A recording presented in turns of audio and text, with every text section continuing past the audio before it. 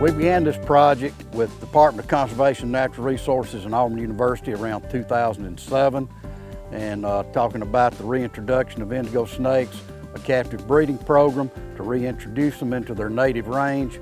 The Eastern Indigo Reintroduction Project that we're doing here at Conecuh National Forest is important, and it's important for several reasons. This is a snake that was once part of Alabama's natural heritage and has been lost.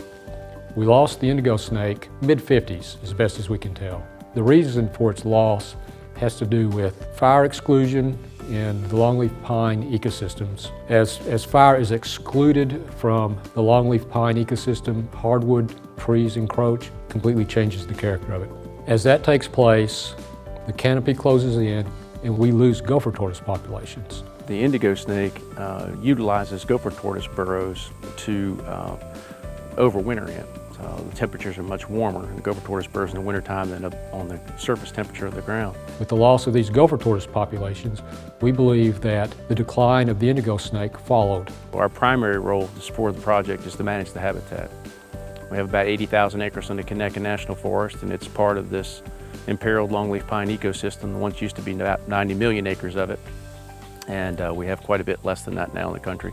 The indigo snake is an important component of this ecosystem. That's another reason to reintroduce this snake back into Alabama. As an apex predator, it's going to exert ecological forces within the ecosystem in which it lives. Right now, since the indigo snakes have been extirpated from Alabama, and also the eastern king snake is on the decline, these are snakes that eat other snakes, and what we've seen is a large increase in copperheads, which is a venomous snake that of course gives us a lot of problems. And we've seen that their numbers really go up. So we'd like to see that balance restored. Our method has been to collect rabid female snakes from southeast Georgia, bring them back to Auburn. The females lay the eggs, we hatch the eggs, we return the females back to where we captured them. And these eggs and the young that are produced have been the source of the snakes that we have been using for the reintroduction of the indigo snake back into Conecuh National Forest. A few of the snakes that we were taking back into Auburn, a couple of the females were gravid and had eggs.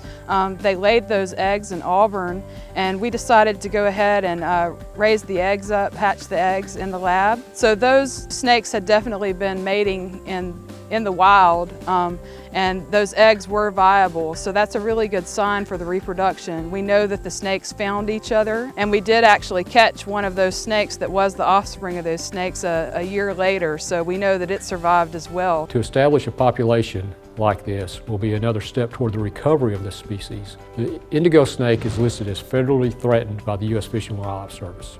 Releasing snakes in the forest is the first step, but we want to know what happens to those snakes. Snakes are very elusive. Snakes are hard to capture. They're hard to find. But we have technologies that can help keep up with the snakes. It's called radio telemetry. We have a small radio transmitter that emits a certain pulse, and it's implanted surgically into a snake, and then we have a radio receiver. So you spend all day walking through the woods and finding each individual snake, and when you get to it, record which habitats it's doing. You sometimes are able to observe feeding or foraging patterns and things like that.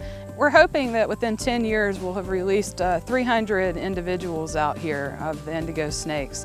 That's the number that the modeling showed us we would need to create a sustainable population. Right now we're at a little over 100 snakes, and so I'd hope by that 10-year mark that those will be out there. When we looked at the survival models from the radio tracking, it showed us that about 50% of the snakes survived the first year.